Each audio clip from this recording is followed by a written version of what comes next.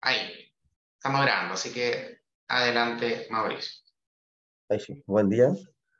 Hoy vamos a hablar sobre aspectos neuropsiquiátricos de la epilepsia. Como me presentó el doctor Stas, yo soy Mauricio Morán, soy residente de segundo año de psiquiatría. Como para partir una introducción breve, tenemos que la incidencia en países de alto riesgo, en este caso de la epilepsia, oscila entre 40 y 70 por cada 100.000 personas al año, siendo más frecuente en niños y en ancianos. En países de escasos recursos económicos, la incidencia incluso es mayor, de 120 por cada 100.000 personas al año. Hay definiciones actuales en relación a la epilepsia, en este caso los propuestos por la Liga Internacional contra la Epilepsia, que es la que menciona que es un trastorno del cerebro caracterizado no solo por convulsiones recurrentes, sino también por sus efectos neurobiológicos cognitivos.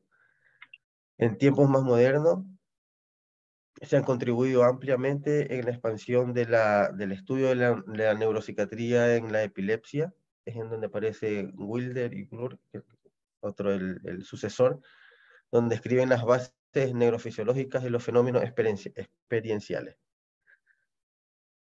Asimismo, se han descrito una serie de rasgos de personalidad típicos de los pacientes con epilepsia del lóbulo temporal. Además, se han señalado el papel del tratamiento con fármacos antiepilépticos y la cirugía de la epilepsia en los problemas psiquiátricos de la epilepsia.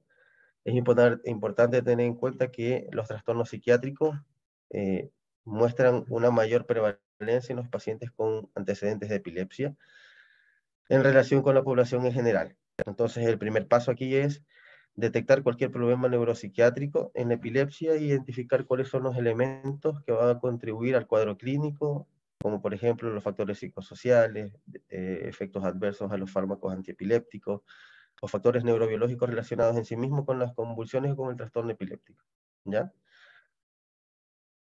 Aquí vemos un cuadro donde podemos ver como los trastornos psiquiátricos y vemos la comparación entre la población general y la epilepsia. Vemos como cualquier alteración mental, alteraciones o trastornos anímicos, trastornos ansiosos y también anímicos, ideación suicida, trastornos de espectro bipolar y también déficit atencional y trastornos de hiperactividad, que vemos que la gran diferencia que hay entre la población general y la epilepsia. Este se puede clasificar, o los síntomas los podemos clasificar de acuerdo con su relación temporal con la aparición de las convulsiones, como perictales, paraictales versus síntomas interictales. En esta tabla podemos ver lo mencionado entre perictal, parictal e interictal, siendo la perictal además subdividida en preictal, ictal y posictal. La diferencia entre estas de aquí, pues la preictal, ictal y posictal, es la duración. Vemos que la duración de la preictal es de horas, máximo 24 a 48 horas, la ictal minutos y la posictal puede durar horas, máximo 7 días. Y de ahí ciertas características que después las vamos a ir conversando, pero como para tenerlas en cuenta, podemos decir que en la ictal hay síntomas psicóticos y ya va a aparecer el miedo ictal, que lo vamos a conversar posteriormente qué es. Y la posictal, que es aquellos momentos en los cuales va a haber síntomas psicóticos y también va a haber los intervalos lúcidos, que lo vamos a detallar posteriormente. En la parietal está el fenómeno de normalización forzada, y en la interictal ten en cuenta que pueden muchas veces pasar a ser como manifestaciones de trastornos crónicos. En los trastornos del estado de ánimo y ansiedad, específicamente en la epidemiología, tenemos que la prevalencia de estos trastornos depresivos, de los trastornos depresivos es del 22 al 23%, y la prevalencia con ansiedad es menor. Es menos común, quizás de un 20%. Importante que en los centros de referencia terciarios o programas de cirugía, estas tasas de prevalencia es mayor, de un 30 al 50%, y estas diferencias se reflejan particularmente en la gravedad de los trastornos epilépticos. Tener en cuenta que la depresión y la epilepsia van a tener una relación bidireccional, donde se han propuesto posibles mecanismos neurofisiológicos, entre ellos la hiperactividad del eje hipotálamo pituitario suprarrenal, alteraciones de la neurotransmisión del glutamato y el GABA, una hiperactivación del eje hipotálamo pituitario suprarrenal y cambios corticales, incluida disminución en los volúmenes del hipocampo y del lóbulo frontal. Tener en cuenta que esto se va a ver tanto en depresión como en epilepsia. Perdón. y afecciones crónicas, como sabemos que se pueden también encontrar en los pacientes con depresión, así también como accidentes cerebrovasculares, demencia, diabetes y otras enfermedades cardiovasculares. Es por lo que se sugiere, lo que ya habíamos quizás anteriormente conversado, que es un trastorno sistémico probablemente relacionado con una serie de afecciones médicas crónicas, ¿ya? Dentro de los factores de riesgo está como la discapacidad relacionada con epilepsia, el apoyo social deteriorado y un estigma percibido asociado a la epilepsia. Y la epilepsia médicamente refractaria se asocia con un mayor riesgo de depresión y ansiedad. Y es importante tener en cuenta que las tasas de ansiedad y de depresión son más altas entre las personas con epilepsia focal, epilepsia del lóbulo temporal e incluso en una epilepsia del lóbulo temporal izquierdo. Aunque en estudios posteriores se demostraron que estas cifras eran igualmente elevadas en los otros tipos de epilepsia, como por ejemplo en la epilepsia focal y la generalizada. En la depresión y la ansiedad, en epilepsia se asocian con fatiga, irritabilidad, mala calidad de vida, efectos secundarios a los fármacos antiepilépticos, mala adherencia a la medicación, mal control de las convulsiones y mayor riesgo de tendencia suicida. Esta última parte, que es la tendencia suicida, están descritas que estos intentos de suicidio preceden el inicio real de una convulsión. Se han detectado o se han realizado herramientas de detección que se desarrollaron o validaron específicamente para la epilepsia. Entre ellas están el inventario de depresión de trastornos neurológicos para la epilepsia, la escala de 7 ítems del trastorno de ansiedad generalizada y las escalas de calidad de vida en la epilepsia. Dentro de las características clínicas, tenemos que en los síntomas del estado de ánimo y la ansiedad perictales hay síntomas premonitores que preceden a las convulsiones, que son informados aproximadamente en un tercio de los pacientes y que generalmente esto tienden a ocurrir en aquellos pacientes que tienen epilepsia tónico-clónico, ¿ya? Generalizada. Estos pacientes tienden a informar un estado de ánimo deprimido, irritabilidad que duran horas o días y que normalmente se alivia con la convulsión. El miedo ictal o pánico ictal es la manifestación psiquiátrica ictal reportada con mayor frecuencia y tiene un fuerte valor localizador, en el cual se lo ha asociado a estructuras del lóbulo temporal mesial derecho, ¿ya? Es más común en mujeres que en hombres y tiene un valor pronóstico para la cirugía, un mal valor pronóstico, ¿ya? La depresión ictal es la segunda manifestación psiquiátrica ictal, que es caracterizada por una intensa anedonia, sentimientos de culpa y ideación suicida, en donde se reporta alrededor de 1% de los pacientes con epilepsia del lóbulo temporal. Es importante tener en cuenta que en estos cambios de humor que se van presentando en los pacientes no es tan fácil reconocerlo en la práctica clínica, pero sí son frecuentemente reportados tanto por el paciente como por los familiares. En una serie de casos que en una unidad de monitoreo cerrada, se pudo informar que el 18% de los pacientes tenían al menos 5 síntomas de depresión que duraban más de 24 horas. Asimismo, como síntomas maníacos y hipomaníacos postdictales, se notificaron el 22% de los pacientes y a menudo con síntomas psicóticos asociados. Es importante recalcar que en estos pacientes los episodios maníacos tienden a durar más tiempo, también tienen una mayor frecuencia de recurrencia y van a aparecer en una edad más avanzada. Y en relación a lo que se va a encontrar en el electrocefalograma, tienden a ver con descargas frontales y también una alteración del hemisferio no dominante.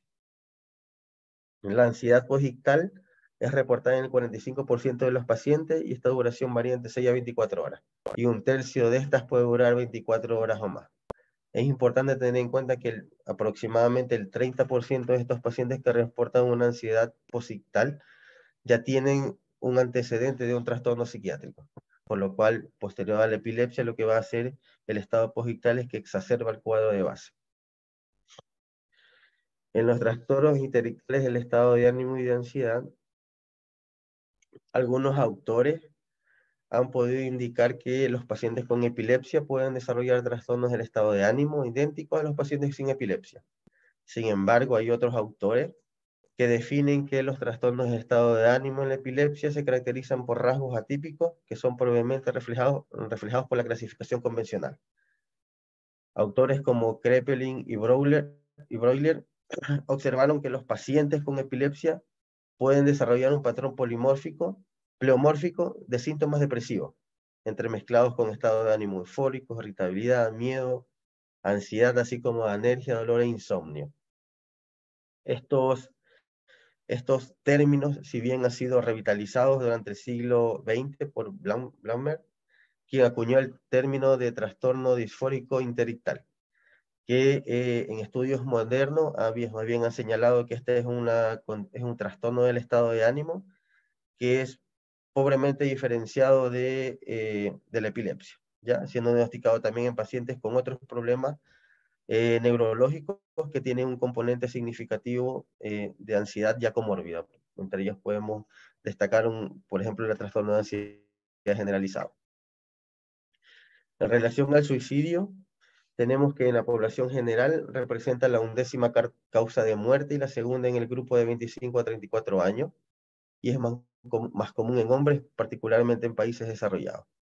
Hay que tener en cuenta que en la epilepsia este riesgo general aumenta 3 veces más, y varios estudios no han podido identificar de manera clara cuál es la causa ni explicarla, pero ellos atribuyen a que el suicidio tiene una alta relación igual con trastornos psiquiátricos a la base. Es importante destacar que la relación entre el suicidio y la epilepsia también parece ser bidireccional, y en los últimos años el tema de suicidio en la epilepsia se ha relacionado con fármacos antiepilépticos como potencialmente responsables de dicho aumento del riesgo. Es importante también destacar que no hay datos sólidos que nos puedan respaldar esta última confirmación en relación a los fármacos. En relación al tratamiento de los trastornos del estado de ánimo y la ansiedad, hay varios datos sobre el tratamiento de la depresión en la epilepsia, que si bien son limitados y más estos se dependen en gran medida de las experiencias clínicas de los autores, en donde se han hecho varios estudios con diferentes tipos de epilepsia y diferentes tipos de tratamiento antidepresivo. Por nombrar algunos, está la sertralina, mirtazapina, citalopram, en los cuales todos demostraron ser efectivos y bien tolerados. Pero debido a que esta información o estos datos no tuvieron la calidad ni ser tan robustos, la Liga Internacional contra la Epilepsia más bien lo que ha hecho es recomendar guías para los médicos, en el que se basan en que el tratamiento debe ajustarse de manera individual según el tipo de epilepsia y también las características de los fármacos antiepilépticos. Se desconoce si los pacientes con epilepsia y con depresión tienen tasas de remisión y recuperación similares a aquellos pacientes que tienen depresión pero sin epilepsia. En estos casos, la mayor barrera que han tenido para los estudios es las convulsiones, el empeoramiento de las convulsiones. Tener en cuenta que aquí pueden intervenir múltiples factores. Entre ellos vemos en la tabla como los relacionados con el paciente y con los fármacos. Entre ellos con los pacientes, la edad, el antecedente de la epilepsia, la historia familiar de epilepsia y los trastornos cerebrales, como por ejemplo un daño cerebral postnatal o demencia, por ejemplo. Y también los relacionados con las drogas, como el mecanismo de acción, las dosis, la descontinuación abrupta o las interacciones farmacocinéticas. Hay antidepresivos en los cuales se ha establecido una asociación clara con las convulsiones, en el cual está descrito para la maprotilina en dosis altas de clomipramina y amitriptilina, por encima de los 200 miligramos, y dosis altas de bupropión en la formulación de liberación inmediata en mayor a 450 miligramos. Es importante destacar que para los otros antidepresivos no hay una evidencia clara de un mayor riesgo de convulsiones. En relación a la psicosis, en la epidemiología tenemos que esta es rara, pero representa complicaciones graves que afectan el pronóstico de la morbilidad y mortalidad.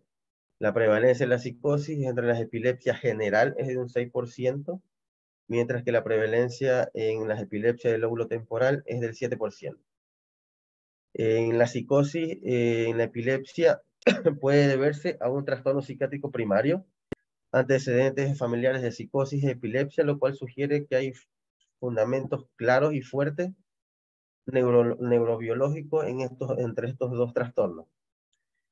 Hablando de la esquizofrenia y otros trastornos relacionados, generalmente aumenta alrededor del 4 al 5%, y hay que tener en cuenta que la esquizofrenia es más común e incluso existe una relación bidireccional entre esquizofrenia y epilepsia.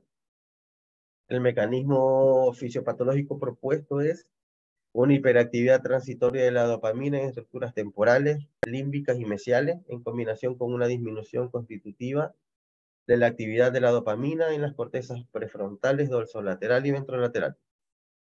Dentro de los factores de riesgo, tenemos de la psicosis, antecedentes familiares de psicosis o trastornos afectivos, aparición más temprana de la epilepsia, esclerosis del hipocampo u otras lesiones cerebrales estructurales, antecedentes de un estatus epiléptico o una epilepsia mal controlada. Es importante que en nuestro diagnóstico diferencial de psicosis en epilepsia excluir ciertos trastornos, como por ejemplo aquellos síntomas o aquellos síndromes de demencia neurodegenerativa, entre ellos el Alzheimer o demencia por cuerpos de Lowell, intoxicación o abstinencia por alcohol o drogas, deficiencias de vitamina, tiamina y vitamina B12, delirio en el contexto de enfermedad médica sistémica como infección o de trastorno metabólico, y en encefalitis infecciosas o autoinmunes.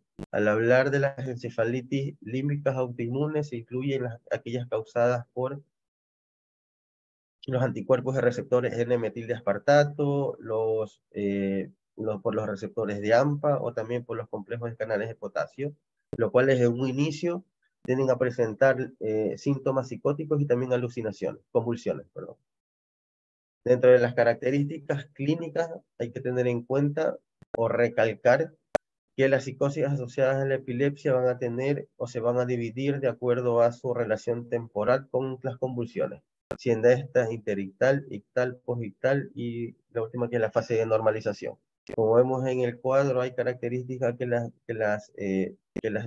diferencian, entre ellas teniendo que la más frecuente es la posictal. En este caso, la alteración de la conciencia puede estar alterada en la ictal y en la posictal puede estar normal, también puede estar alterada. Y también las alteraciones en el electroencefalograma, ¿ya? Que la vamos a detallar ahora, al igual que la duración.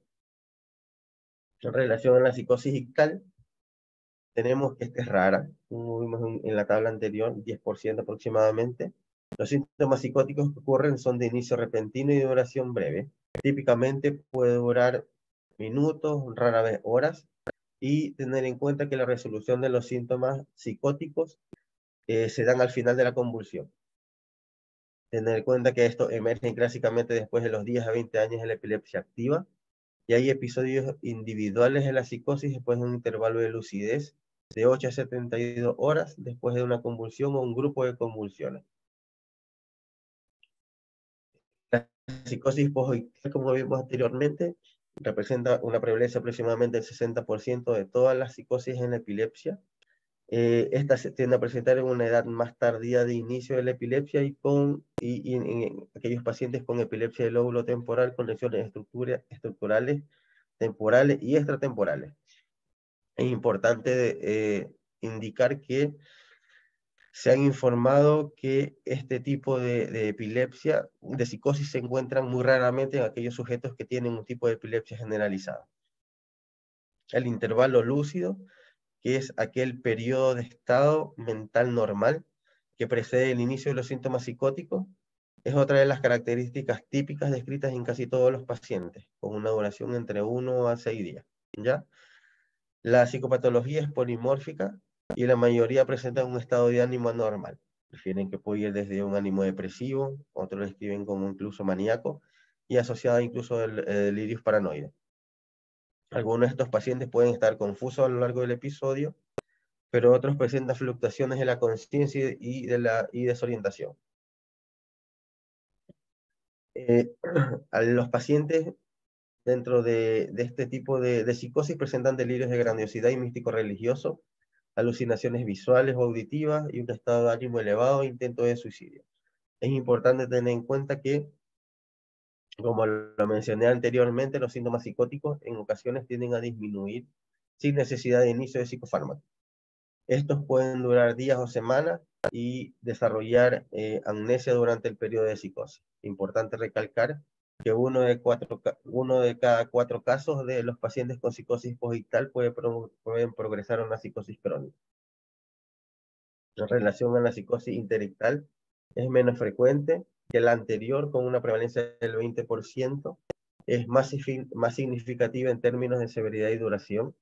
Surgen de 10 a 15 años después del inicio de la epilepsia y dura meses o años. Y en algunos casos, como lo mencionó, como se veía en la tabla, puede pasar a ser un trastorno dentro de los trastornos crónicos. En los hallazgos clínicos de neuroimagen respaldan un enlace entre las estructuras temporales, mesiales y psicosis. Y en los estudios de neuropatía de los lóbulos temporales resecados en aquellos pacientes con psicosis interictal, han surgido un vínculo con amartomas y gangliomas más que con esclerosis temporal mesial, además de anomalías graves como ventrículos agrandados o gliosis periventricular. Estos además se asocian también a delirios y a alucinaciones visuales y auditivas. Es importante tener en cuenta que en la fenomenología de la psicosis interictal de la epilepsia se difiere de la esquizofrenia, porque en algún momento autores la describían como bastante similar a la esquizofrenia, pero después se pudo distinguir clásicamente por un inicio más tardío, por que había ausencia de los síntomas negativos y también porque había rareza en las alucinaciones auditivas. Algunos autores también describen la presencia típica de experiencias místicas religiosas y preservación del afecto, así como otros autores destacan la rareza de síntomas negativos y estados catatónicos.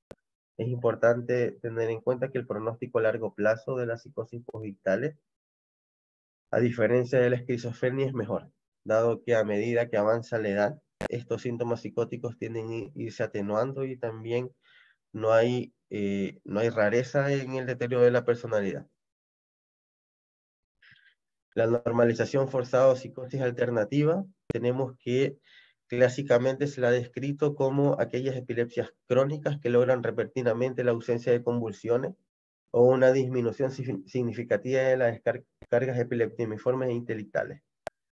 Dentro de los síntomas, bueno, psicosis paranoides, cambios significativos en el afecto, que este persiste hasta que se retire el tratamiento anticonvulsivo y permite que se reanuden las convulsiones. Se desconoce el mecanismo, pero lo que se ha propuesto es activación límbica causada por una activación dopaminérgica excesiva durante la epilepsia crónica. Esta es rara y existe una controversia acerca si es un fenómeno discreto, más allá de los efectos adversos psiquiátricos producidos por los fármacos antiepilépticos. En relación al tratamiento de los trastornos psicóticos, tenemos que hay escasos datos,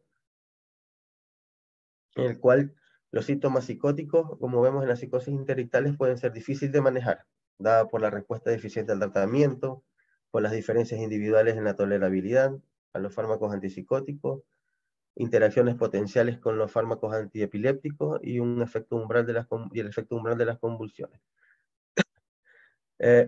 Hay diferentes antipsicóticos que, si bien van a tener problemas porque disminuyen el umbral convulsivo, especialmente en la titulación o en la dosis que lo llevamos al paciente, entre ellas está la clozapina, el cual la prevalencia media de convulsión es de 2.9 y la tasa de prevalencia va a variar de acuerdo a la dosis. 1% para 300 miligramos de clozapina, 2.7 para entre 300 y 600 miligramos y 4.4 para dosis mayores a 600 miligramos. Es importante que este medicamento puede deteriorar principalmente espasmos mioclónicos, aunque también se han reportado convulsiones tónicas clónicas generalizadas o incluso convulsiones focales en individuos que tienen ya una predisposición. Dentro de estos pacientes también el 5% de los que están en tratamiento con clozapina han presentado anomalías en el electroencefalograma. El tratamiento recomendado para todas las psicosis asociadas a la epilepsia, excepto la psicosis ictal, incluye antipsicóticos atípicos como potencial para para desencadenar convulsiones, así como la risperidona o la aripiprazol.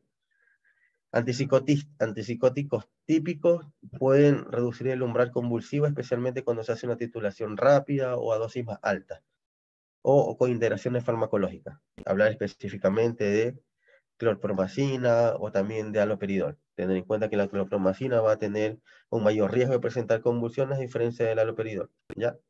Es importante también chequear interacciones farmacológicas entre medicamentos psicotrópicos y también fármacos antiepilépticos, especialmente cuando estamos estamos en tratamiento con carbamazepina, fenitoína, fenobarbital. Tener en cuenta que estos inducen en el sistema hepático a nivel del citocromo P450, por lo tanto, altera el metabolismo de otros fármacos, disminuyendo así la eficacia puede ser de medicamentos psicotrópicos, ¿ya? Además, esta combinación entre fármacos antiepilépticos y psicotrópicos también tienen o pueden llevar a presentar una alteración o efectos adversos a nivel del sistema nervioso central, conllevando sedación, ataxias e incluso confusión. La terapia electroconvulsiva, como sabemos, es eficaz para tratar trastornos del estado de ánimo refractario, pero también hay una evidencia de que puede ser efectiva en el trastorno agudo del estatus epiléptico refractario. Hay otros tipos de neuroestimulación utilizada en la depresión resistente al tratamiento que incluyen la estimulación del nervio vago y la estimulación magnética transcraneal repetitiva. En relación a los cambios de personalidad, están relacionados con la biología de la epilepsia subyacente o si son consecuencia de la epilepsia, como traumatismos craneales recurrentes, estimación social y los usos de los fármacos antiepilépticos. Hay instrumentos utilizados para detectar los cambios de personalidad, como el inventario multifásico de personalidad de Minnesota, pero que estos no tienen, no son robustos y también no son particularmente sensibles, ¿ya? Hay dos tipos de subtipos de epilepsia para lo que sí existe evidencia más sólida para estos tipos de personalidad, que es la epilepsia del lóbulo temporal y la mioclónica juvenil. Hay un síndrome conductual intelectual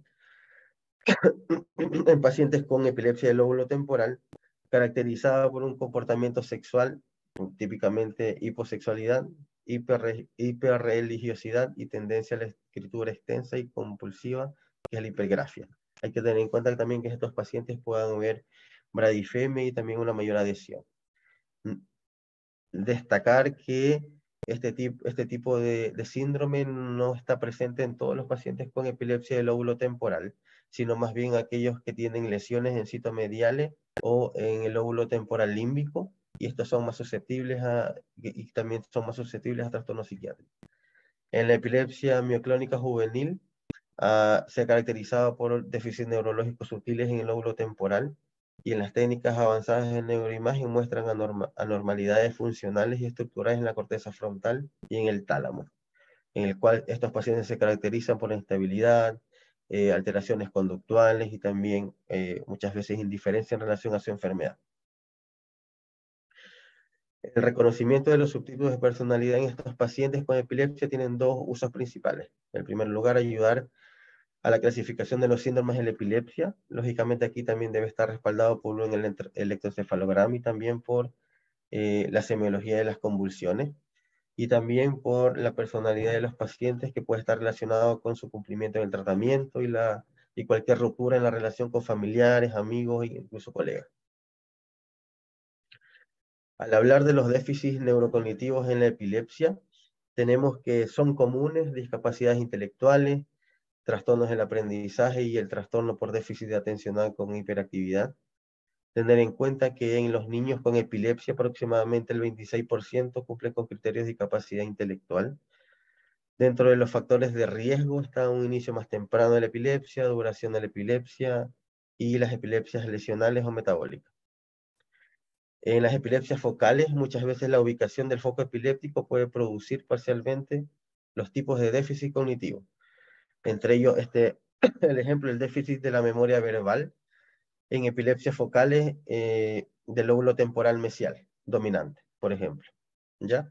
Es importante recalcar que en aquellos niños que no cumplen con criterios de discapacidad intelectual y que tienen, lógicamente, el diagnóstico ya planteado de epilepsia, pueden presentar deficiencias cognitivas que son sutiles. La epilepsia de inicio en edad adulta bien cumple menos criterios de discapacidad intelectual, pero puede presentar deficiencias cognitivas sutiles entre un 54 y un 72%, caracterizada por alteraciones en la atención, que son leves, también de la función ejecutiva o la memoria en el objetivo. En los adultos con epilepsia, la edad de inicio más temprana, la duración de la epilepsia, la polifarmacia, específicamente por los fármacos antiepilépticos, depresión, ansiedad,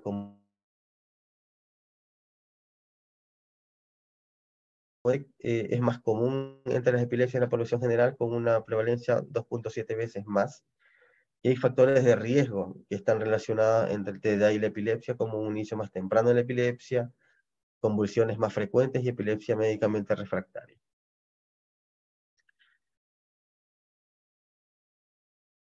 Dentro de las pruebas neurocognitivas integrales tenemos que son el estándar de oro para la evaluación de la función cognitiva y deben realizarse en todos los niños que tienen encefalopatía epiléptica y otras epilepsias con alto riesgo de problemas neurocognitivos, incluidas las epilepsias causadas por errores congénitos del metabolismo, anomalías genéticas específicas y epilepsias autoinmunes.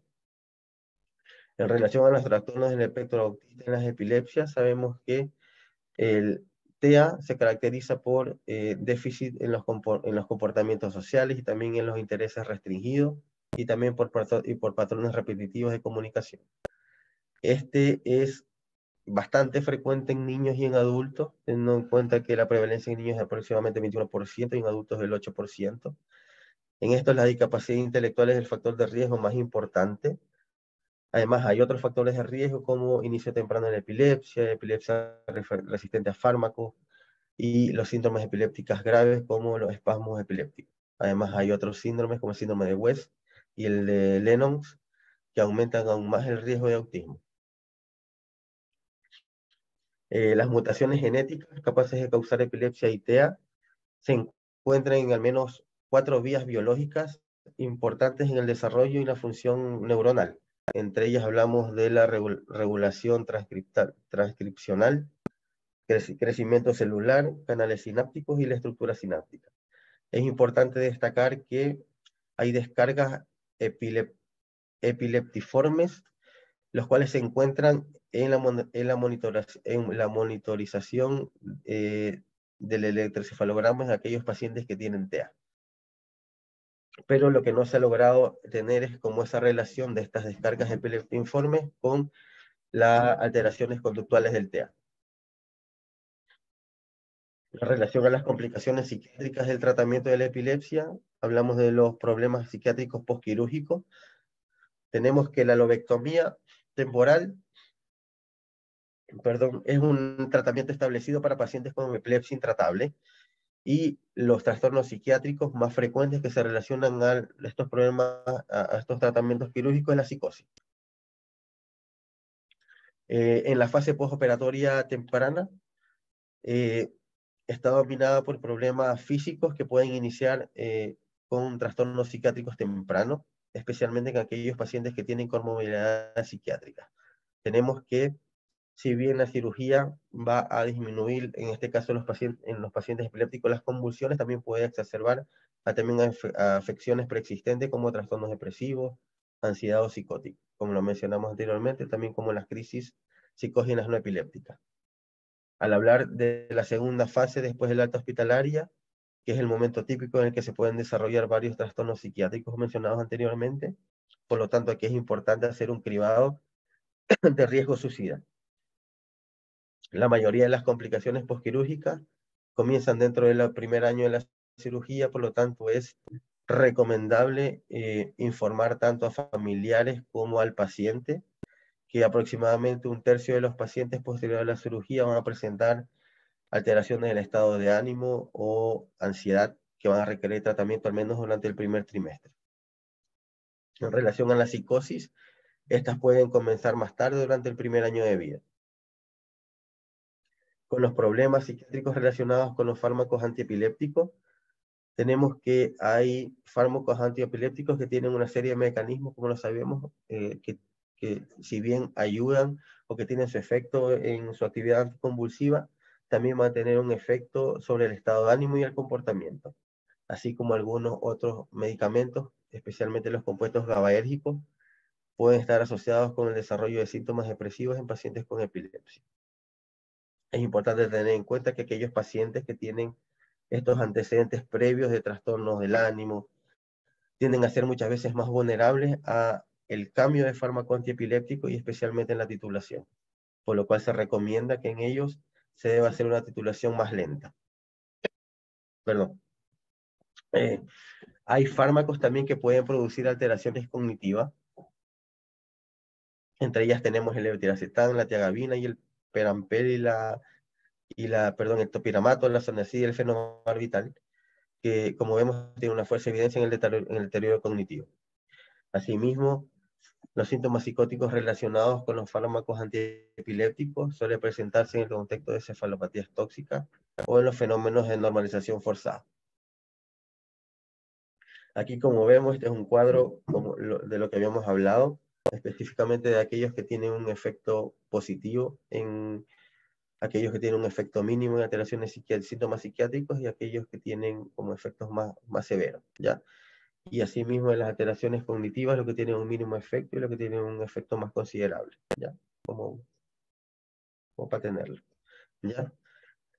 Al hablar de las convulsiones psicógenas no epilépticas, tenemos que hay alteraciones, son caracterizadas por alteraciones paroxísticas que son limitadas en tiempo, de signos y síntomas motores, sensoriales, autonómicos o cognitivos, que si bien se asemejan a ataques epilépticos, estos no son causados por una actividad de epileptiforme y tal. Estos se encuentran fuera del control voluntario y la mayoría cumplen con criterios diagnósticos de un trastorno disociativo, en este caso en el CIE-10, o trastorno conversivo en el DSM-5, actualmente denominado como el trastorno neurológico funcional, ¿ya? La epidemiología, la incidencia es de 1.4 y 4.9 por cada 100.000 habitantes al año, y la prevalencia está entre 2 al 33 por cada 100.000. Tenemos que el inicio es más común entre la segunda y cuarta década de la vida, y en estas edades es más frecuente en mujeres, una proporción 3:1. Sin embargo, en preadolescentes y en adultos mayores, en esta edad hay una distribución más equitativa en ambos sexos. El 25% de los pacientes con crisis psicógena no epiléptica son remitidos a centros de epilepsia por convulsiones refractarias, cuando en realidad el diagnóstico es otro. Y el 50% de los pacientes con estado epiléptico refractario tienen crisis psicógenas no epilépticas en lugar de epilepsias.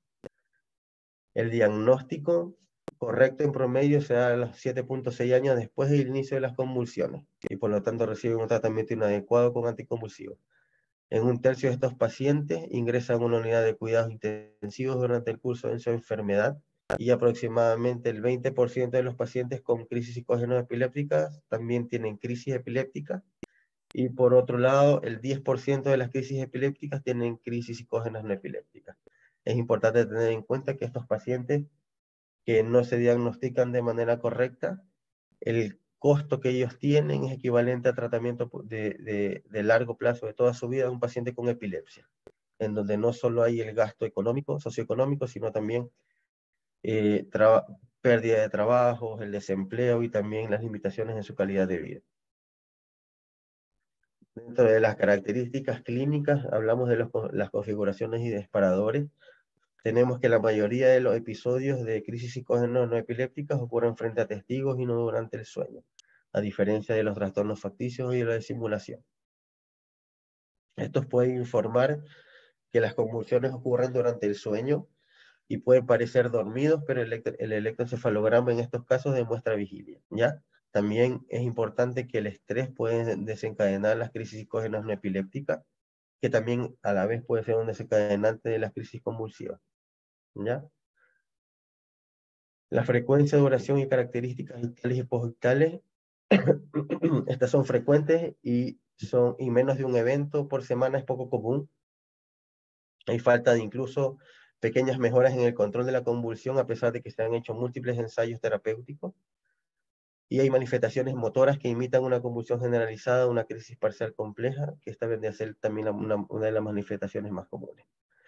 Es importante tener en cuenta que aquellas que imitan crisis atónicas o de ausencia o parciales simples tienden a ser menos comunes.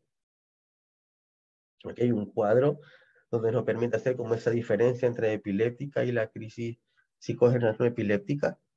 Como vemos, son varias características, pero esto que le voy a mostrar acá es lo que nos puede orientar más a una crisis psicógena no epiléptica. Una duración prolongada, curso fluctuante, movimientos asincrónicos, empuje pélvico, movimientos en la cabeza o del cuerpo de lado a lado, cierre forzado de los ojos en el periodo ictal, llanto ictal y recuerdo de la memoria. Con estas características nos orientan más a una crisis psicógena no epiléptica, mientras que una confusión posictal, convulsiones derivadas del sueño y la respiración estertorosa favorecen más a convulsiones epilépticas.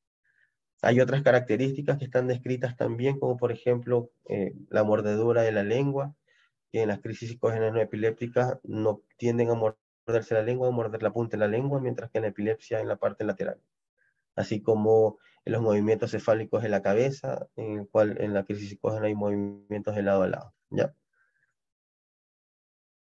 En relación a los diagnósticos e investigaciones, tenemos que las comorbilidades psiquiátricas con mayor frecuencia en estos tipos de pacientes o de diagnóstico está más la depresión, ansiedad, trastorno por estrés postraumático y trastornos de la personalidad. Hay otros también descritos como por ejemplo trastorno de movimiento funcional o también fibromialgia, ¿ya? O síndrome de fatiga crónica, que también se encuentra con bastante frecuencia. El electroencefalograma durante la crisis psicogena no epiléptica revela ritmos de fondo conservados y también reactividad anormal. Y hay algunas convulsiones epilépticas que se originan en áreas mesiales o basales del cerebro que no muestran cambios en el electroencefalograma. Además, hay convulsiones del lóbulo frontal que pueden presentar un desafío diagnóstico, particularmente debido a su semiología inusual. Y hay otros trastornos paroxísticos no epilépticos, a veces también pueden confundirse con crisis psicógenas no epilépticas o convulsiones epilépticas, incluida trastornos del sueño, movimientos y el síncope. Hay que tener en cuenta que un electroencefalograma normal no nos puede descartar una epilepsia ni nos puede confirmar una crisis psicógena no epiléptica. Esta es una tabla donde podemos como hacer esa clasificación diagnóstica, cuándo es posible y cuándo, como lo más llamativo, cuándo es posible, cuándo es probable y cuándo es documentada. Posible cuando hay un reporte de alguien externo, y específicamente la documentada, que está dada en este caso, por la prueba estándar, que es la videoelectroencefalografía, ¿ya? Que ese sería el diagnóstico para aquellos pacientes con crisis psicógenas no epilépticas. Ahora, si no hay una videoelectroencefalografía, el nivel de certeza diagnóstica también va a variar según el historial del paciente, la observación de los testigos y los datos del electroencefalograma ictal, ¿ya? En el electroencefalografía tenemos que un electroencefalograma de rutina, debido a que tiene un periodo corto registra un periodo corto de actividad, es poco probable que pueda capturar un evento. Por lo tanto, un electroencefalograma ictal normal no excluye la posibilidad de epilepsia ni confirma una crisis psicógena no epiléptica. Hay anomalías epileptiformes interictales que no incluyen la crisis psicógena epiléptica, y se pueden observar hasta un 18% de estos pacientes sola o más si hay antecedentes previos. Tener en cuenta que la videoelectroencefalografía combina un electroencefalograma extendido con adquisición de video con bloqueo de tiempo. De estos, el 96% de los pacientes tendrán una crisis psicógena no epiléptica típica entre las primeras 48 horas. Hay que tener en cuenta que del 15 al 30% de las convulsiones parciales simples o auras convulsivas que detectan un área límbica y profunda del cerebro se asocian con cambios en el electroencefalograma de superficie. La prolactina sérica y otros biomarcadores son pruebas que pueden ser útiles porque estas tienden a aumentar después de una convulsión epiléptica, ¿ya? Tenemos que el incremento se limita al 60% de las convulsiones tónicas clónicas generalizadas, 46% en las parciales complejas y este porcentaje aún menor en las parciales simples.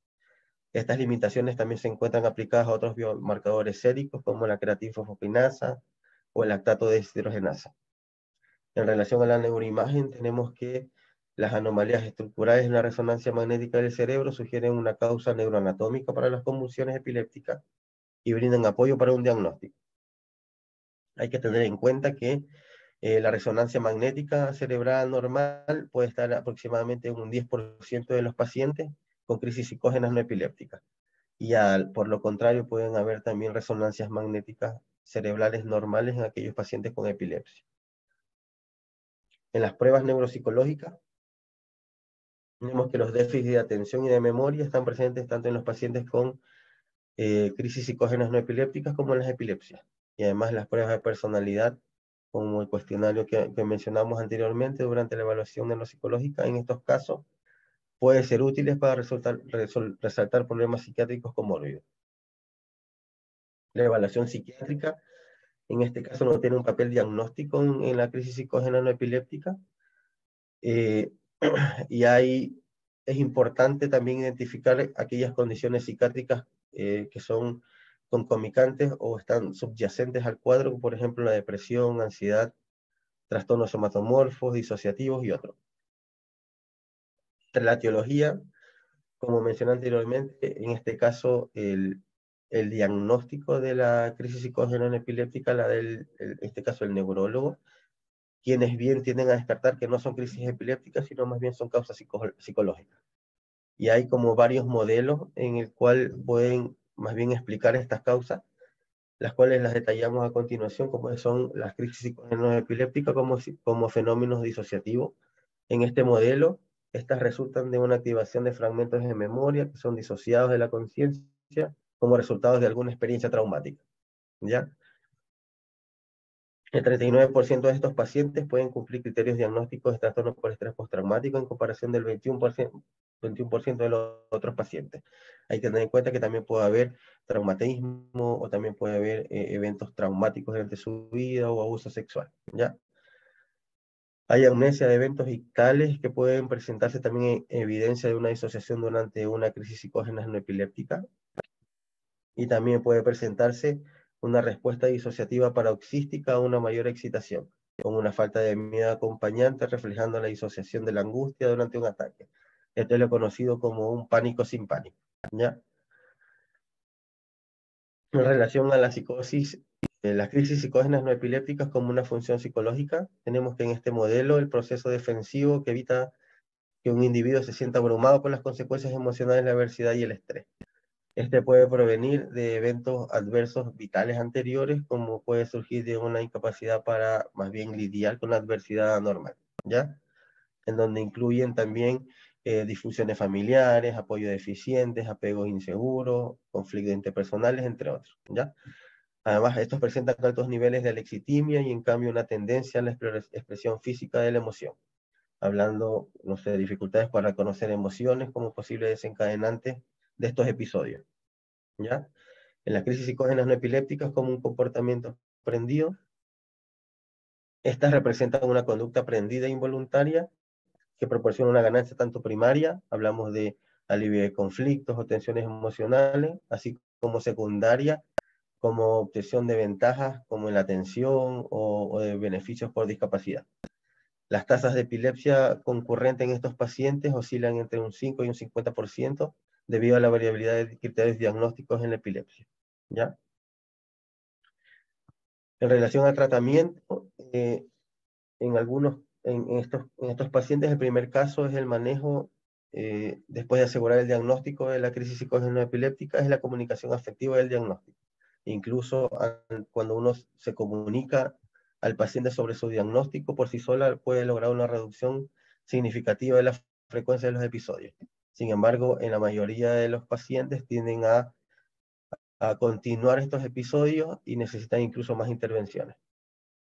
La terapia cognitivo-conductual, si vemos, está basada en un modelo de evitación del miedo, en el cual hay dos ensayos controlados aleatorizados que indican que esta terapia puede ser útil en los pacientes con crisis psicógenas no epilépticas y actuando como una respuesta disociativa en circunstancias estresantes, en la cual la reducción es significativa en la frecuencia de las convulsiones, aunque la remisión completa de las convulsiones fue menos común a corto plazo, pero hay resultados desconocidos a largo plazo, ¿ya? La terapia grupal o familiar, la atención plena y la psicoterapia y psicodinamia también pueden ser útiles en circunstancias específicas. En relación a la farmacoterapia, lo primero que se debe hacer es comenzar con la disminución temprana y suspender los fármacos antidepresivos, a menos que tenga un fin útil utilizar el fármaco. Los antidepresivos y ansiolíticos deben utilizarse de forma individualizada para abordar aquellas comorbilidades psiquiátricas, así como el uso de ICRS o también inhibidores selectivos de la recaptación de serotonina. Tener en cuenta que estos no disminuyen el umbral de las convulsiones cuando se toman dosis terapéuticas, ¿ya? En relación al pronóstico, los tratamientos descritos anteriormente, si bien pueden ser efectivos a corto plazo, no hay una evidencia robusta en el estado funcional ni como datos prometedores a largo plazo. Y a una media de 11 años después del inicio de las convulsiones, 2/3 de estos pacientes continúan teniendo convulsiones y más de la mitad pueden depender de la seguridad social, mientras solo una minoría están libres de convulsiones. Hay indicadores de mal pronóstico y indicadores de buen pronóstico. Entre ellos los indicadores de mal pronóstico: una epilepsia comórbida, diagnóstico psiquiátrico concurrente, convulsiones hipermotores violentas, altas tasas de accidentes y asistencia a emergencias y recibir beneficios de seguridad social. Mientras que los indicadores de buen pronóstico: una educación de nivel superior, edad temprana de inicio de diagnóstico, aceptación del diagnóstico, buen apoyo social, empleo al inicio del estudio y puntuación más baja en la somatización y la despersonalización. Eso, gracias.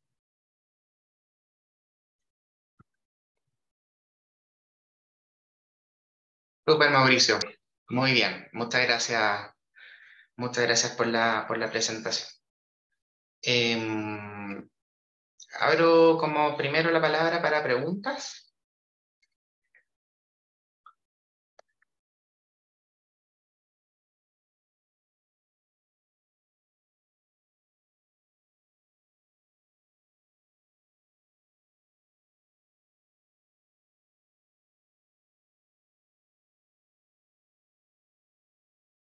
¿No? Ya. Ok. Em, bueno, este es un tema bien interesante, sobre todo como la parte, digamos, de la parte de la psicosis.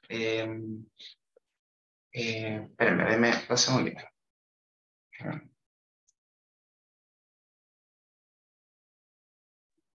Sobre todo la parte de la psicosis, ¿ya? Em, pero me gustaría como reforzar algunos puntitos con respecto al tema epilepsia, ¿ya? Y lo menciono porque si bien es cierto, la epilepsia es uno de los diagnósticos diferenciales a descartar cuando uno tiene un episodio psicótico, también es importante que podamos tener o sea, que en el fondo el estudio sea un estudio juicioso de cuando nosotros en verdad podamos sospechar de que la epilepsia es motivo o causa de la psicosis de un paciente, ¿ya? Lo menciono porque cuando uno no tiene tan claro eso, se tiende a pedir excesivamente electroencefalograma, ¿cierto? O bien, no se pide, al revés, ¿ya? Y por otro lado, tener claro qué tipo de, si la psicosis que estamos viendo tiene estas características que hagan sospechar como epilepsia, también tener claro que depende del momento donde pillemos al paciente, puede que el electroencefalograma salga normal, ¿ya? Y eso no descarta el origen epiléptico. Y vamos a darnos cuenta que de hecho hay algunas psicosis que particularmente por definición el electro va a estar normal, que es el fenómeno de normalización forzada, ¿ya? Y por otro lado, vamos a ver que hay otras, o sea, en realidad la psicosis que nosotros vamos a captar y que nosotros vamos a tomarle un electroencéfalo y que eso nos va a salir alterado, son súper poco frecuentes, ¿ya? Entonces, tenemos que tener claro como para qué estamos pidiendo los exámenes, qué examen pedir y en qué momento, frente a qué presentación clínica, ¿ya? Entonces, dame un segundo. Entonces, para eso, creo que no está de más primero reforzar qué es la epilepsia, ¿cierto? Porque si entendemos bien qué es la epilepsia, vamos a ir dándonos cuenta de algunas características propiamente tal de la epilepsia, y eso nos puede ayudar a sospechar cuando lo que estamos presentes efectivamente es una crisis epiléptica, ¿ya? Entonces, ¿alguno me podría decir como conceptualmente qué es la epilepsia?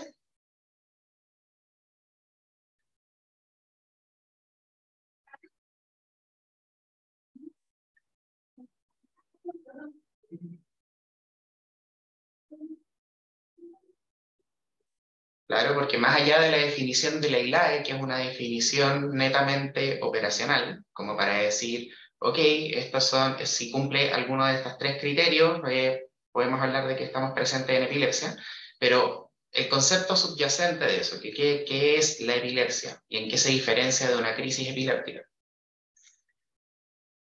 ¿O es lo mismo?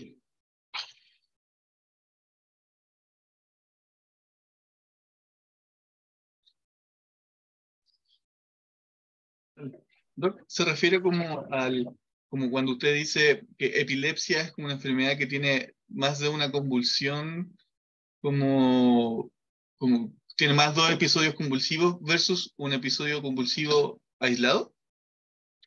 Ya, o sea, hay un atisbo del concepto. Pero sí, o sea, por definición, efectivamente la epilepsia podemos hacer el diagnóstico o podemos sospechar el diagnóstico si un paciente tiene más de una convulsión, ¿ya? Porque tiene que ver con una característica nuclear de la epilepsia, que es lo que estoy esperando que me diga, ¿ya? Sin embargo, por ejemplo, yo podría hacer diagnóstico de epilepsia con una crisis única en ciertos contextos, ¿ya? Como que es recurrente versus, no sé, un estatus epiléptico.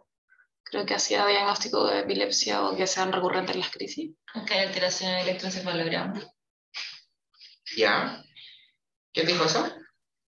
La Javi fue el electroencefalograma. Como actividad epileptiforme. Ya. ¿El diagnóstico de epilepsia es un diagnóstico electroencefalográfico o es clínico? ¿Clínico? Es clínico, ¿ya? O sea, vale decir, si yo tengo actividad epileptiforme en el cerebro y no tengo ni una clínica, podría no ser epilepsia. Evidentemente eso es extremadamente raro, pero, y al revés, si yo tengo clínica de convulsión y tomo obviamente un electro durante durante el episodio, tengo que ver obviamente la convulsión.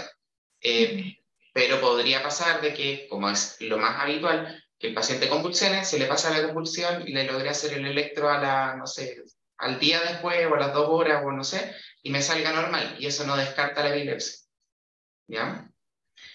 Pero, entonces, eso es lo primero, que el diagnóstico es clínico, ¿ya? Por lo tanto, tenemos que tener eso súper claro, ¿ya? ¿Por qué les digo esto? Porque existen fármacos que alteran los electroencefalogramas de manera que pueden ser más bien inespecíficas o que pueden dar descargas intermitentes y que eso no necesariamente es epilepsia, ¿ya? Obviamente que aparezca actividad epileptiforme, ahí cambia un poco el asunto porque obviamente están diciéndote que en el fondo estáis viendo las crisis, ¿sabes? Pero muchas veces pudiesen incluso haber falsos positivos, ¿ya? O sea, vale decir que uno puede haber actividad que pareciera epileptiforme y finalmente no lo es, ¿ya? Entonces, el concepto primario es que primero es clínico el diagnóstico, ¿ya? Ya, pero ¿qué traduce la epilepsia? ¿Qué es la epilepsia? Ya, me voy a tirar como por el concepto que tengo yo nomás, sin ningún... Pero, según yo, es una enfermedad que constitucionalmente, ya teniéndola, te baja el umbral convulsivo, entonces te deja propenso a presentar convulsiones o crisis convulsiva porque hay una, ya sea estructural o cualquier otra. Claro.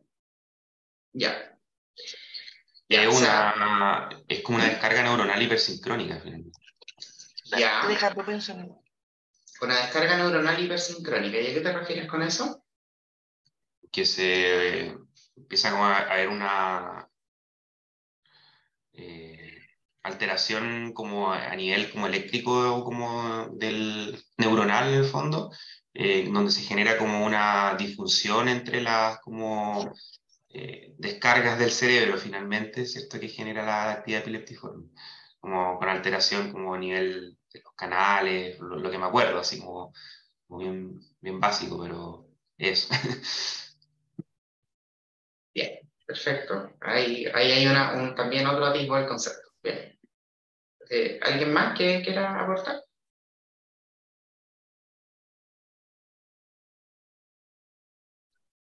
Ya. Lo primero que es una enfermedad, ¿cierto? Y apartamos por ahí, ¿cierto? Que se caracteriza porque hay presencia de disfunción neurológica episódica, ¿ya?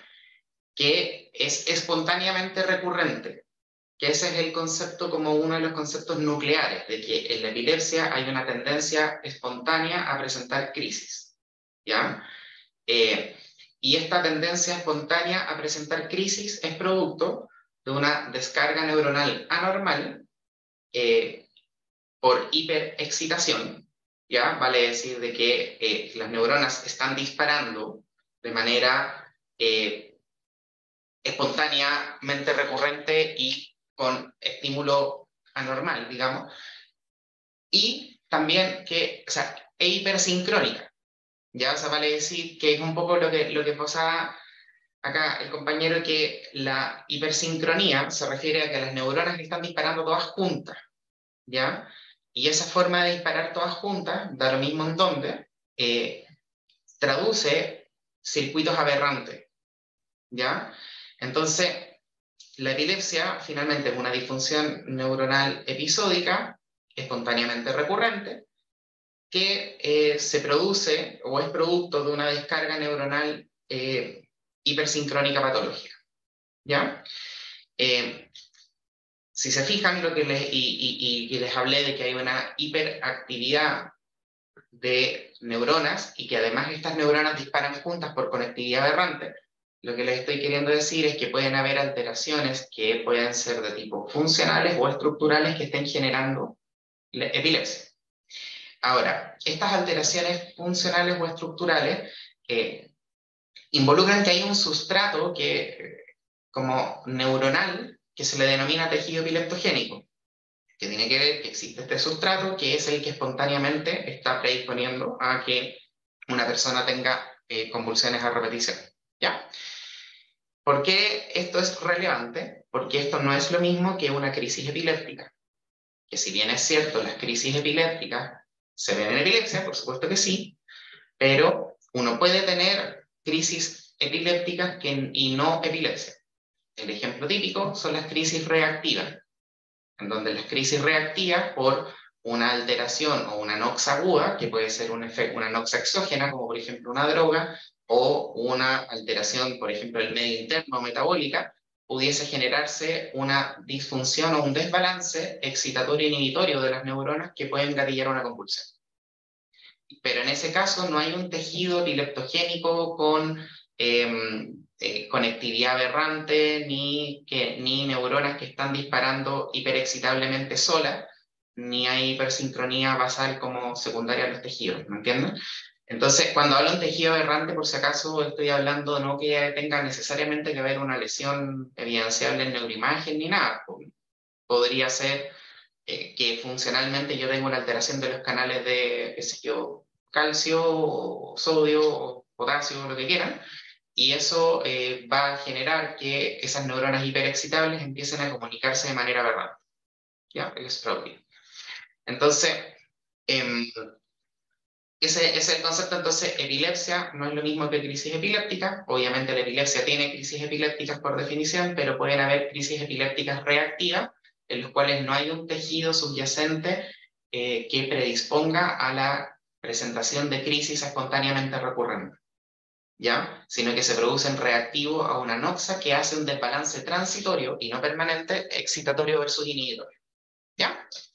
Una crisis reactiva es distinta a una crisis refleja, para que no se vayan a confundir, porque una crisis refleja se refiere que es una crisis que siempre se va a gatillar como de manera inmediata y reproducible, estereotipadamente, frente a estímulos específicos, ¿ya? Y de manera inmediata, como por ejemplo las que son fotosensibles. Y eso sí también se considera dentro de la epilepsia, porque estamos hablando que también hay un sustrato fisiopatológico subyacente que las neuronas cada vez que no sé, se presentan luz estroboscópica va a convulsionar, ¿ya? Entonces, esto es importante porque de ahí viene el tema de también lo que les decía de la clínica, que las presentaciones de la disfunción episódica neurológica es distinta a otras presentaciones episódicas neurológicas, ¿ya? Porque, por ejemplo, otras disfunciones episódicas neurológicas son el síncope, las crisis químicas transitorias, algunos trastornos del movimiento, pero acá clínicamente son episodios que sus signos y síntomas son breves o sea, de rápido inicio y breves en duración, y son estereotipadas en su expresión clínica, ¿ya? Estas características tienen relevancia con lo que vamos a conversar a continuación, porque es importante tener claro esto conceptualmente al momento de nosotros plantearnos como manifestaciones psicopatológicas asociadas a la epilepsia, ¿ya? Por eso es que las definiciones de la ILAE como operacionales de epilepsia es que tienen que haber al menos 2 o más crisis con 24 horas de separación, que sean crisis no provocadas. Por eso era importante hacer esta aclaración previo: crisis no provocadas o reflejas, con más de 24 horas de separación, ¿ya? Porque si no, podríamos estar frente a un estatus, y uno puede entrar en un estatus por hipoglicemia, por supuesto que sí, ¿ya? Pero el punto es que acá estamos hablando de este otro concepto. O bien, que yo puedo tener una crisis única, no provocada o refleja, en la cual la probabilidad de tener una nueva crisis durante los siguientes 10 años sea similar a la probabilidad que pueda tener una persona de tener una nueva crisis tras 2 crisis espontáneas, como el criterio 1, por decirlo de cierta manera, que en el fondo tenga una probabilidad de recurrencia del 60% a 10 años, ¿ya?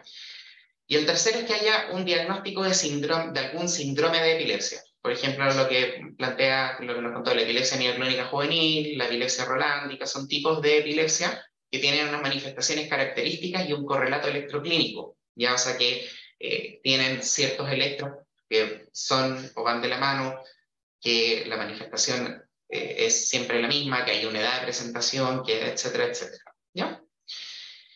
También es importante destacar como, ya hablamos de la epilepsia, de qué es la epilepsia, lo que son las crisis epilépticas, ¿ya? Hablemos de las crisis epilépticas en general. Vamos a tener crisis epilépticas que se van a hacer de inicio focal, de inicio general, o sea, generalizado, o de origen desconocido. De las de inicio focal, vamos a hablar que vamos a encontrar de inicio focal con conciencia preservada, que eran las antiguas crisis parciales simples, o con conciencia alterada, que eran las llamadas crisis parciales complejas. ¿Ya? Ahora estamos hablando de la nomenclatura nueva, digamos, de las crisis, ¿ya? Y en cualquiera de las dos podemos tener síntomas motores y síntomas o síntomas no motores, ¿ya?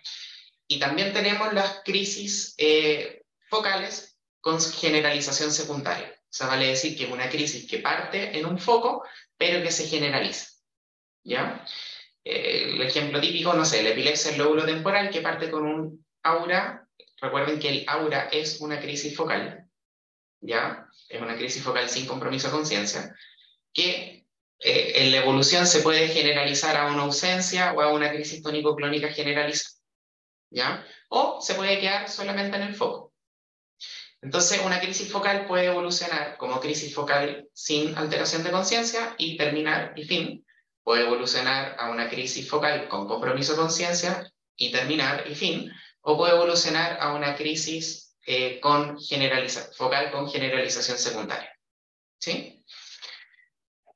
Ya, dicho esto, Bueno, y existen las otras que son las primas, que parten ya de entrada generalizada. Ya está la tonicoclónica, la mioclónica, la de ausencia, etcétera, etcétera. Y hay otras que son de origen desconocido, que no nos queda claro si tienen un inicio focal que se generaliza secundariamente, o bien que parten generalizadas desde un principio. Eso pasa harto, por ejemplo, en el foco frontal, que en el foco frontal, como por la corona radial se irradia rápidamente al resto del encéfalo, a veces es muy difícil pillar el foco frontal. Entonces a veces a uno le llega como por convulsión generalizada y como se generaliza tan rápido, muchas veces requieren estos monitoreos prolongados de videoelectroencefalograma o qué sé yo, como para poder darnos cuenta si es que hay un foco frontal o no, lo cual es tremendamente relevante si vamos a pensar en cirugía de epilepsia. ¿Ya? Entonces ahora vamos a hablar y nos vamos a centrar en dos o tres cosas que quería mencionar. La primera son la presencia de los trastornos afectivos, ¿ya?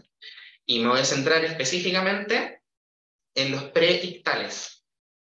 Nosotros siempre, en el fondo, en psicopatología de la epilepsia vamos a hacer diferencia si es que la presentación clínica del trastorno psiquiátrico que sea que estemos hablando tiene relación o no con la crisis y qué tipo de relación tiene con la crisis, ¿ya? Las interictales, por definición, no tienen relación con la crisis, sino que pasan y transcurren de forma paralela. Puede sí tener relación con la epilepsia, que eso es otra cosa, ¿ya? Pero relación con la crisis en sí misma, vamos a hablar de las interictales que no tienen relación, y las periictales, que tenemos las preictales antes de la crisis, ictales en la crisis, posictales después de la crisis, ¿ya? Y existe uno especial que son las paraictales, que son estas que en el fondo pasa la manifestación psicopatológica o la crisis, ¿ya? No simultáneamente, a eso, ¿ya? O el fenómeno de normalización forzada que se describe inicialmente, o el fenómeno de alternancia, ¿ya? Entonces, de las preictales, me gustaría destacar una cosita que es que porcentaje que puede variar dependiendo de las series, entre un 7 a 20% de los pacientes pueden presentar una sensación como bien inespecífica de malestar o disforia o irritabilidad o síntomas incluso medio depresivos, que pudiesen presentarse entre 30 minutos antes de una crisis hasta fácilmente 1 o 2 días. Y a veces los pacientes, como no le pueden poner mucho nombre, describen como que sienten que algo malo va a pasar o como que se sienten raros. Entonces esto es súper relevante porque uno, si no tiene esto claro, podría llevarnos a equivocadamente pensar que esto es psicógeno.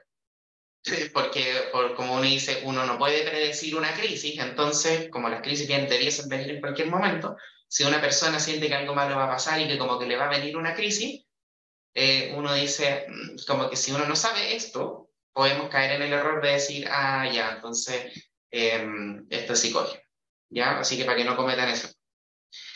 También otra cosa importante que sepan es que en general los fenómenos ictales, ¿ya? Particularmente vamos a hablar de las psicosis ictales, son manifestación de la crisis, ¿ya?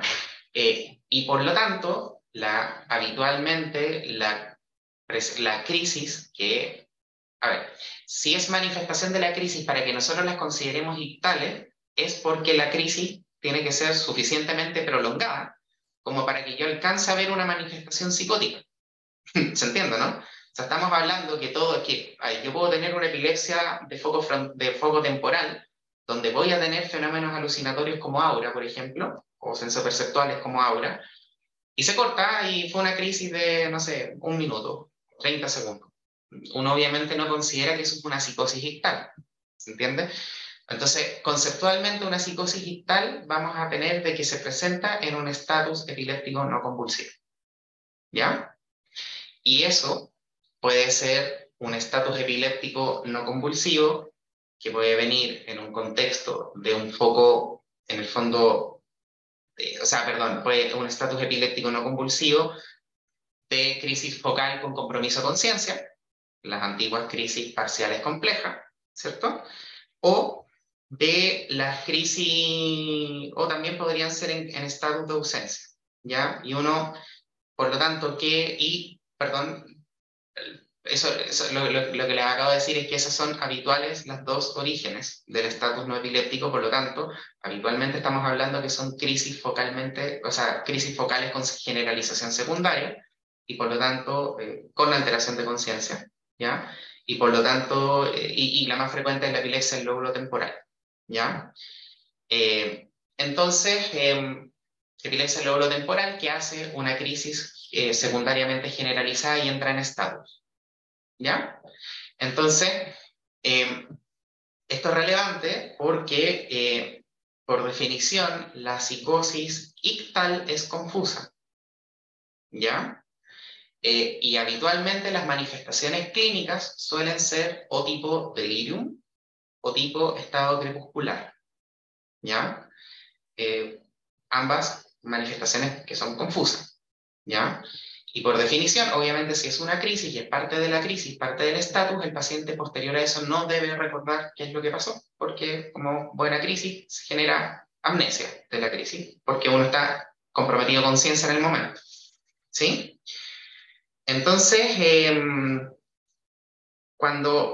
¿qué tips clínicos uno podría tener como para sospechar de que estamos frente a este escenario? Bueno, obviamente en un delirium donde podamos ver algunas otras cosas de foco temporal, ¿cierto? Como por ejemplo automatismo, ya que es algo que es súper importante, o automatismo, estereotipia, son importantes darnos cuenta de si el paciente está en esos momentos teniéndolo, ¿ya? Que pueden ser desde parpadeo en salva, chupeteo, movimientos como masticatorios, movimientos como rotatorios de extremidades, movimientos distónicos, etcétera, etcétera, ¿ya? Entonces, eso es súper importante considerar. O sea, que acuérdense que la psicosis ictal es confusa y es manifestación de un estatus epiléptico no convulsivo, ¿ya? La psicosis post-ictal, por otro lado, es una psicosis que también habitualmente es confusa. Ana Karen, ¿me iba a preguntar algo? Sí, tenía una, antes de sobre la psicosis ictales, si entendí bien, mencionó como causa la crisis focal con compromiso de conciencia y las de ausencia. Sí, en el fondo como las dos como escenarios como típicos, ¿cachai? Es que tenga, en el fondo, o sea, ambos son estatus no convulsivos, ¿cachai? Pero el estatus no convulsivo en general es como el estatus no convulsivo focal con compromiso de conciencia o el estatus como, o sea, habitualmente es ese, te diría, pero también podría ser un estatus de ausencia. Sí, mi pregunta es cómo se ven los síntomas psicóticos en un estatus de ausencia. Esa es mi pregunta, porque... Podría haber un paciente que está desconectado al medio y agitado. ¿Cachai? Como habitualmente se pueden ver como un estado crepuscular. ¿Cachai? Ya, pero yo como que infiero un poco los síntomas psicóticos básicamente como por el estado en el que está. Exacto. Como por la desorganización. Ya, ok, perfecto. Ya. Como por la desorganización. Exacto. Yes. Y cuando la manifestación es deliriosa, bueno, le lleva todo lo de un delirium, ¿ya? Y característicamente acá, como psicopatológicamente, están bastante incoherentes en el lenguaje, los delirios son no sistematizados, bastante inconexos, habitualmente tienen bastante alucinación visual, ¿ya? Y recuerden que, ¿por qué les hice esta mini intro de la epilepsia? Porque son estereotipados, ¿ya? Entonces, eso también es súper importante, ¿cachai? Ya. Y la psicosis ictal, como les digo, es infrecuente dentro de las psicosis epilépticas y por lo tanto, cuando uno hace un estudio de electroencefalograma a un paciente que uno está sospechando psicosis epiléptica, en el fondo lo que estamos queriendo decir es que lo que estamos tratando de hacer es pesquisar esta. ¿Se entiende, no? Porque nosotros lo que deberíamos hacer es que si estamos pidiendo el electroencefalograma es porque nuestra esperanza es que cuando yo a ese gallo con psicosis le tome el electroencéfalo me salga el estatus. ¿Cachai? Entonces, por eso, ojo cuando pedimos, con qué finalidad pedimos el electroencefalograma. ¿Ya? Un electroencefalograma después de una crisis se puede normalizar, pero también pueden haber alteraciones inespecíficas Entonces, si yo no encuentro esas alteraciones inespecíficas, pucha, tira muy en contra, ¿ya? Y lo otro, también pueden haber efectivamente algunas manifestaciones que todavía puedan sugerir como que fue actividad epileptiforme, y ahí, en el fondo, por eso es que uno eventualmente pide el electroencéfalo, pero por eso les digo, o sea, psicosis lúcida, esquizomorfa, la hipótesis diagnóstica no es psicosis epiléptica ictal, al menos, ictal. ¿Sí? Ya. Y sobre todo si lleva meses o semanas así. Ya, porque significa que el gallo estaría muerto por el estatus.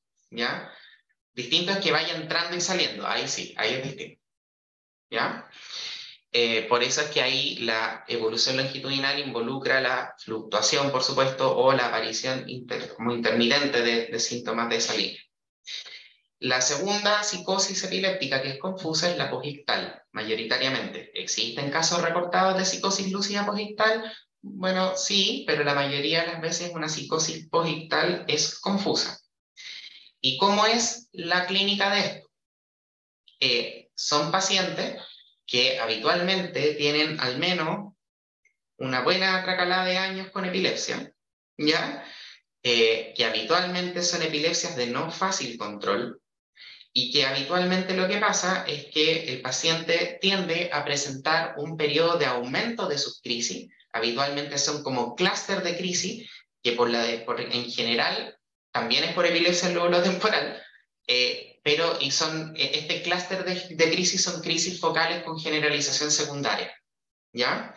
Ese es como el escenario más habitual, ¿ya?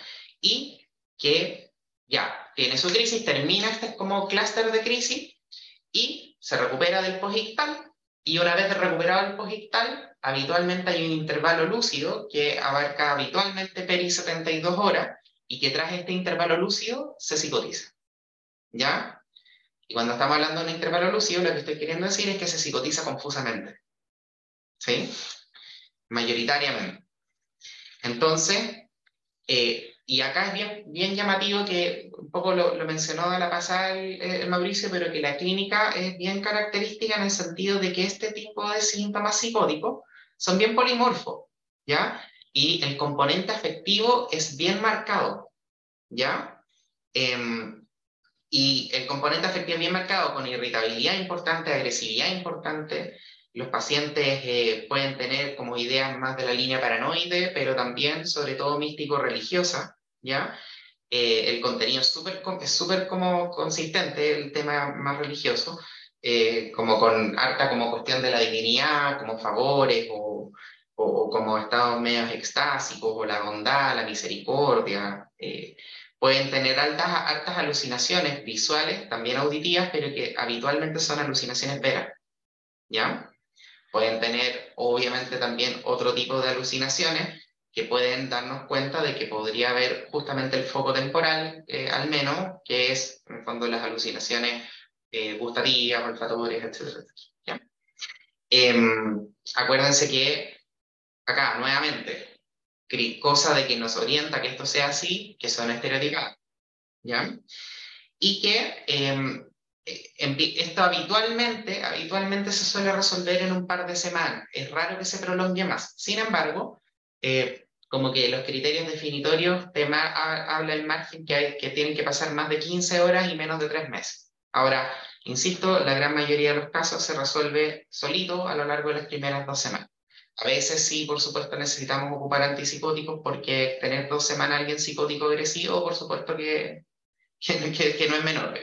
Para lo que voy es que no requiere tratamiento más prolongado que eso, ¿ya?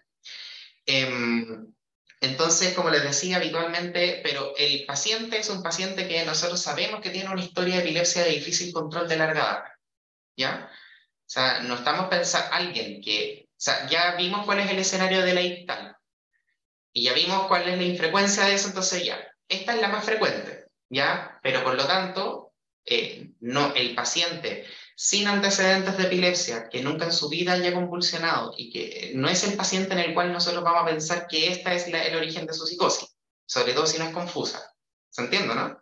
Entonces, no tiene sentido tampoco un paciente con psicosis lúcida de años de evolución, o aunque sea de evolución rápida, que si no tiene antecedentes de convulsiones previas, que no tenemos antecedentes de larga data de epilepsia de difícil control, que vaya a ser este tipo de psicosis. ¿Ya? Ya. Después, la psicosis sin alteración de conciencia, ahora vale decir las psicosis que sí son lúcidas, existen de dos tipos, las paraictales y las interictales. Las paraictales son aquellas que se hablaba del famoso fenómeno de normalización forzada del electroencefalograma, que se describió inicialmente en pacientes que tenían crisis epiléptica de difícil control, habitualmente varios años de evolución, insisto, ¿ya? De crisis epiléptica de difícil control, que se controla la crisis y ahí emerge la psicosis, ¿ya? Y que se planteó que este fenómeno, inicialmente el fenómeno de normalización forzada, se refiere a normalización forzada del electroencefalograma, refiriéndose específicamente a que el paciente con electros alterados por crisis de mal control deja de tener crisis y resulta que ahí aparece la psicosis. Pero cuando aparece la psicosis y yo le tomo un electroencefalograma, ese electroencefalograma está normal. A eso se refiere. ¿Ya? Entonces, lo que uno esperaría en este fenómeno es que esté normal. ¿Ya? Entonces, si está alterado no es eso. ¿Ya? El fenómeno clínico que se correlaciona es porque acuérdense que eso es electroencefalográfico. ¿Ya? El fenómeno clínico se le denomina psicosis alternante, que es un poco lo que había mencionado el Mauricio. Y la psicosis alternante uno ve eso, clínicamente un paciente con crisis a repetición, con una epilepsia de difícil manejo, y que se logran controlar las crisis, y una vez que se logran controlar las crisis, el paciente empieza a psicotizarse. ¿Ya? Entonces, ¿por qué podría pasar el fenómeno de normalización forzada o de psicosis parietal? No se sabe bien. Se sospechó en algún momento de que, porque también existen, ustedes saben que algunos antiepilépticos que como efecto secundario pueden dar psicosis, ¿ya? Como por ejemplo, levetiracetam, ¿sí? Entonces, no es tan fácil como ese detalle. Ahora, cuando se sospechó eso, dijeron, es por los efectos adversos de los psicofármacos, de los anticonvulsivantes. Pero resulta que el fenómeno de normalización forzada se ha visto con básicamente todos los anticonvulsivantes, se ha visto en estimulación cerebral cuando se hace para epilepsia, y se ha visto post cirugía de epilepsia. Entonces parece de que más bien pudiese tener que ver con el control de la crisis y los mecanismos compensatorios del cerebro para eso, lo que eventualmente podrían dar la psicosis. Una hipótesis alternativa que a mí me parece bastante razonable es que nuevamente, dado que es la epilepsia del lóbulo temporal, la causa más frecuente de este tipo de epilepsia, de psicosis epiléptica, al igual que todas, posiblemente los focos temporales generan un efecto inhibitorio del sistema límbico. Entonces, por lo tanto, cuando yo dejo de tener crisis, porque las logré controlar, porque le metí antiepilépticos, porque le hice cirugía, porque hice lo que sea que lograra controlar las crisis, dejamos de inhibir el sistema límbico y de manera como de rebote compensatoria podría surgir la psicosis. No está claro, son hipótesis. ¿Alguien tiene una pregunta, parece? ¿No? Doc, ¿y estas crisis serían confusas o igual se podrían presentar lúcidas? No, las paraictales son lúcidas. Son lúcidas, perfecto. Entonces, acá el paciente empieza primordialmente, como les digo, tiene una epilepsia de difícil control, que por fin logramos controlar las crisis, deja de tener crisis y empieza a psicotizarse, ¿ya? Y esto podría durar igual meses, ¿ya? Habitualmente semanas, pero podría durar algunos meses, entonces claro que ahí sí que se necesita también tratamiento, y entramos en el corcho de metamos antipsicóticos, pero que no nos baje el umbral, porque si empieza a convulsionar de nuevo, facilitamos a que pase eso. Porque claro, efectivamente, se pasa la psicosis y pudiesen volver las convulsiones. ¿Ya? Entonces, y así. Y hay probabilidad de recurrencia de la psicosis. Entonces, por eso es que en este caso, efectivamente, podría requerir tratamiento antipsicótico más prolongado. ¿Ya? Ahora, clínicamente, ¿cómo se manifiesta? De nuevo, no específicamente, pero acá también hay una combinación bien curiosa entre delirios o síntomas como delirantes y alucinatorios con contenido místico religioso, También hay alucinaciones veras, pero también pueden haber pseudoalucinaciones, ¿ya? Acá también, en el fondo, pueden haber ideas delirantes paranoides. Acá los síntomas afectivos también son bien marcados, entonces un paciente podría tener harto desajuste conductual también en este contexto, ¿ya? Y también podría pasar que puede haber harta angustia, ansiedad, síntomas de despersonalización, de realización, pero llamativamente la interpersonalidad está más bien conservada. Son pacientes que se ven poco autísticos. De hecho, al revés, el pensamiento tiende a pasar que empiezan como a ponerse como hiperdetallistas, y por lo mismo pueden tener delirios bastante más como organizados que en las otras psicosis que mencioné, porque como el paciente, uno, está lúcido y dos, está medio hiperdetallista, efectivamente te puede desarrollar mucho mejor el contenido delirante, ¿ya? Entonces, este tipo de psicosis, si se fijan, podría ser más similar a una psicosis como más afectiva, ¿ya? Es como más esa onda, ¿ya? Ya, y las interictales. Y las interictales también son lúcidas, ¿ya? Algunos a las paraictales también le llaman paraictales episódicas para hacer la contraposición a las interictales, perdón, algunos a las paraictales le llaman interictales episódicas para hacer la contraposición a las interictales crónicas como esta, ¿ya? Pero a mí me gusta más el término paraictal porque es como más claro a qué se refiere. Y la interictal, como bien mencioné, son más bien de evolución crónica. Esta es la única que es más esquizomorfa, ¿ya? O sea, si uno tiene una esquizofrenia, así como muy esquizofrenia, muy esquizomorfo el cuadro, a esta es la que más se parece, ¿ya?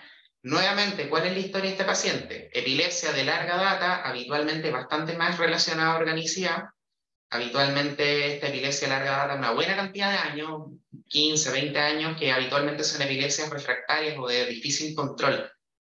Entonces, nuevamente, el diagnóstico diferencial no es como alguien con una historia tan clásica de esquizofrenia y sin nada de historia convulsiva, ¿ya? La diferencia con la psicosis esquizofrénica, o sea, como con la esquizofrenia en su presentación clínica, es que habitualmente tienen muy pocos o muy escasos síntomas negativos, ¿ya? En general, el contenido tiende a ser más de la línea místico-religiosa, pero también puede ser paranoide. La afectividad está menos dañada, que en la esquizofrenia, está como menos aplanamiento afectivo. Es raro que hayan síntomas catatónicos en este contexto, o sea, no debería, no es lo común, ¿ya? Y en general el pronóstico es mejor que el de la esquizofrenia por lo mismo, porque tiene menos síntomas negativos y menos afectación de salida, ¿ya? Entonces, pero acá en el fondo son como cuadros que van como transcurriendo más, por decirlo de cierta manera, en paralelo. Y por lo tanto necesitan tratamiento de ambas cosas, de la epilepsia y de la psicosis, ¿ya? Y en este caso, también es importante que no lo mencioné, que se me había olvidado, que las postictales, cuando empiezan a repetirse, podría aumentar el riesgo de que esa persona a posteriori pueda desarrollar una interictal. Olvidé mencionar ese detalle, ¿ya? Dicho todo esto, entonces espero que quede un poco más claro cuándo sospechar psicosis epiléptica, porque no todo paciente con psicosis es adecuado pedirle un electroencefalograma. Ya hay que tener algún grado de sospecha diagnóstica, ¿ya? Y para eso es importante conocer esto. ¿Alguien había preguntado o levantado la mano? Sí, mi pregunta era como las postictales, ¿no es cierto? Duraban poquito y en realidad como para su resolución espontánea no necesitaban antipsicóticos. Mi pregunta era precisamente qué pasa cuando tengo un paciente que tiene estas psicosis postdictales como de forma reiterada. ¿Existe alguna? Y si se mantienen de forma reiterada, después pueden evolucionar, ¿no es cierto?, las interictales. Entonces yo le dejo tratamiento igual. Sí, en ese caso profiláctico. Sí. En ese caso sí, claro. Y como es un tratamiento profiláctico, porque es como de mantención, ¿no es cierto? No estoy tratando necesariamente los síntomas psicóticos. ¿Es en igual dosis que un tratamiento psicótico? Habitualmente uno deja la mínima dosis suficiente para evitar la recurrencia. ¿Ya? Obviamente siempre tratando de ocupar antipsicóticos que tengan, ojalá, el menor efecto sobre el umbral convulsivante, ¿ya? Y también teniendo en cuenta varias otras cosas, como por ejemplo los efectos cardiometabólicos. Recuerden de que algunos anticonvulsivantes son particularmente malos en eso, ¿ya? Entonces, si además le sumamos antipsicóticos particularmente malos en eso, mala combinación, ¿cierto? Y ahí es donde es importante también tener clara los efectos adversos potenciales de los distintos psicofármacos, pero también de los antiepilépticos y las interacciones entre ellos, ¿ya? Porque, por ejemplo, les voy a poner un caso súper específico y súper común. Dentro de las alternativas terapéuticas que tienen menos riesgo de baja del umbral convulsivante, por ejemplo, en trastornos del ánimo, pensemos en depresión o lo que sea, son los ISRS.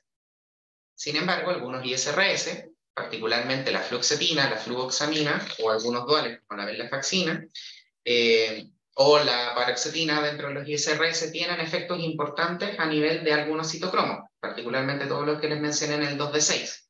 Y eso es importante porque me puede alterar los niveles de carbamazepina y de fenitoína, por ejemplo. Entonces nos podemos ganar efectos adversos considerables innecesarios, ¿ya? Y también recuerden de que hay algunos anticonvulsivantes que son inductores potentes, ¿ya? Recuerden la fenitoína, la carbamazepina, el fenobarbital, la primidona, son todos anticonvulsivantes que tienen efecto potente e inductor de los citocromos. Y eso significa que me puede modificar los niveles de nuestro fármaco. Entonces, ese tipo de consideraciones hay que tenerlas ahí dando vuelta como para evitarnos problemas innecesarios por interacciones como equivocadas, ¿ya? Eso. Entonces, en suma, psicosis ictal, ¿cómo se trata? La crisis.